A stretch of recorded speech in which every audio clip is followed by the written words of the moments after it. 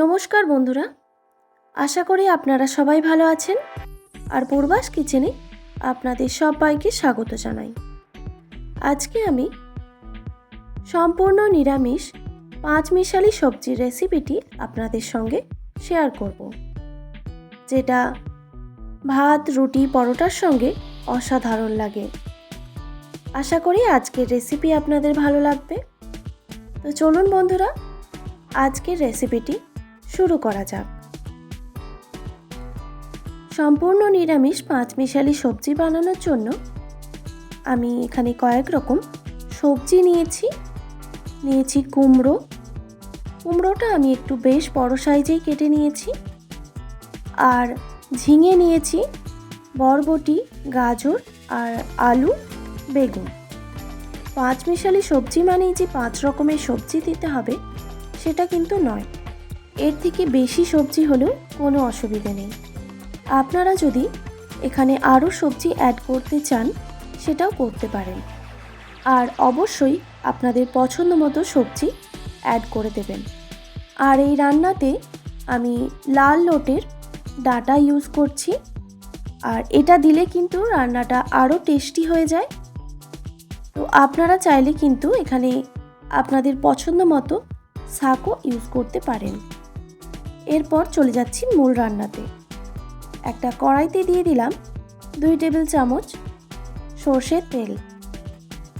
আমি কয়েকটা মটর ডালের বড়ি নিয়েছি। বড়িগুলো প্রথমে ভেজে নিয়ে তুলে নিতে হবে।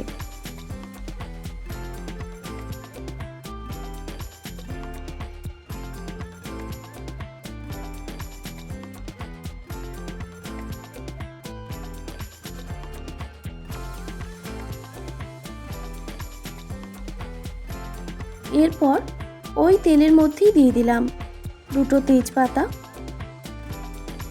আর দিয়ে দিলাম 2 শুকনো লঙ্কা। তেজপাতা আর শুকনো লঙ্কা একটু ভাজা হয়ে আসলেই দিয়ে দিলাম 1/2 টিস্পুন গোটা মৌরি আর 1 টিস্পুন গোটা জিরে।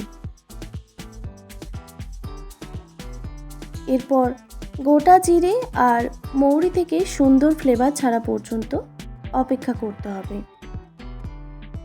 গোটা মশলা থেকে সুন্দর ফ্লেভার ছেড়ে দিলেই দিয়ে দিলাম কুচিয়ে রাখা গাজর আর আলু। যেহেতু এগুলো একটু শক্ত সবজি, সেই জন্য আমি প্রথমে এগুলো দিয়ে দিলাম।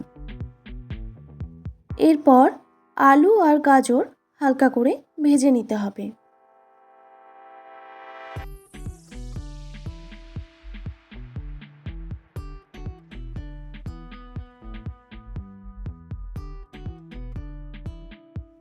আলু আর গাজর হালকা করে ভেজে নেওয়ার পর এখানে আমি বাকি সবজিগুলো অ্যাড করে দিচ্ছি।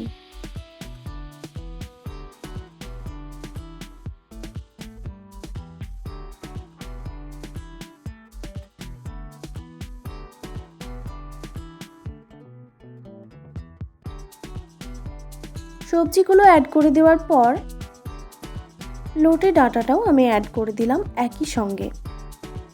এবার সবজিগুলোকে একটু ভেজে নিতে হবে। এই সময় কোনো রকম নুন, হলুদ ব্যবহার করব না। প্রথমে সবজিগুলোকে একটু ভাজা ভাজা করে নিতে হবে। এখন যদি নুন দেওয়া হয় তাহলে জল ছাড়তে শুরু হয়ে যাবে আর সবজিগুলো ভাজাও হবে না।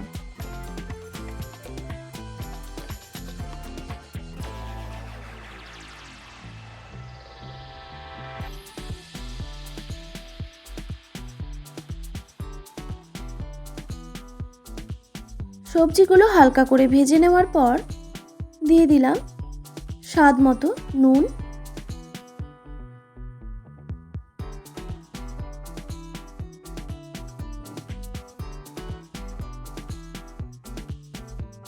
আর দিয়ে দিলাম 1 টিস্পুন জিরে গুঁড়ো, 1 টিস্পুন ধনে গুঁড়ো আর 1/2 টিস্পুন হলুদের গুঁড়ো আর 1 টিস্পুন আদা বাটা দিয়ে দিলাম। এই রান্নাতে খুব বেশি মশলার প্রয়োজন হয় না। এই মশলা দিয়েই আমার আজকে রান্নাটা হয়ে যাবে। এবার মশলাটা দেওয়ার পর ভালো করে আবারও নাড়াচাড়া করে নিতে হবে।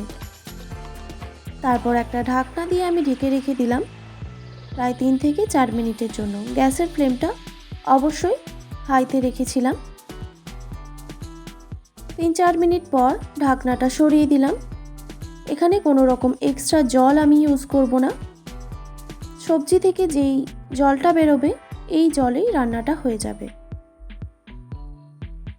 তারপর ভালো করে আবারও আমি নাড়াচাড়া করে দিলাম।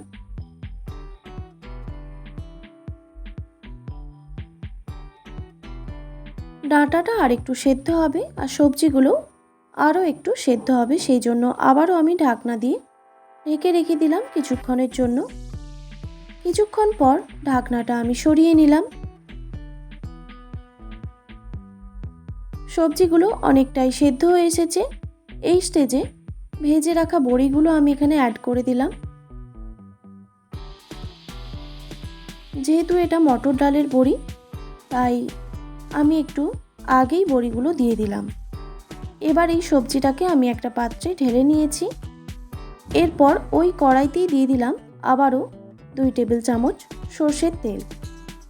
তেলটা গরম হয়ে আসলেই দিয়ে দিলাম 1 টিস্পুন 5 ফোড়ন। এবার এই সবজিটা আমি সাঁতলে নেব। 5 ফোড়ন থেকে সুন্দর ফ্লেভার ছেড়ে দিলেই দিয়ে দিলাম 1 চিমটি হিং। হিংটা দেওয়ার সাথে সাথেই সেদ্ধ করে রাখা সবজিটা এখানে অ্যাড করে দিলাম আর একটা ঢাকা চাপা দিয়ে রেখে দিলাম প্রায় 1 মিনিটের মতো। আপনারা যদি হিংটা অপছন্দ করেন তাহলে স্কিপও করে দিতে পারেন। কিছুক্ষণ পর ঢাকনাটা আমি সরিয়ে নিলাম।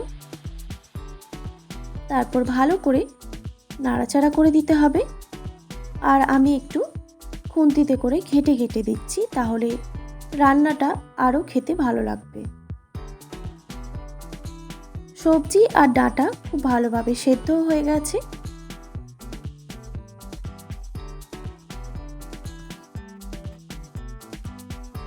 সবজিটাকে এরকম একটু খুন্তিতে করে আমি ঘেঁটে দেওয়ার পর দেখুন একদম রেডি। এবার আমি গ্যাসের ফ্লেমটা অফ করে দিলাম। এবার এটা নামিয়ে গরম গরম ভাত, রুটি, পরোটার সঙ্গে পরিবেশন করুন। আশা করি আজকের রেসিপি আপনাদের ভালো লেগেছে।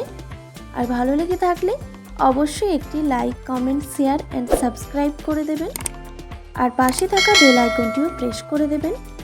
তাহলে নিত্য নতুন রান্নার ভিডিওগুলি আপনাদের কাছে পৌঁছবে। ভালো থাকবেন, সুস্থ থাকবেন। দেখা হচ্ছে নতুন কোনো রেসিপি নিয়ে। আর এতক্ষণ আমার সঙ্গে থাকার জন্য আপনাদের সবাইকে অনেক অনেক ধন্যবাদ।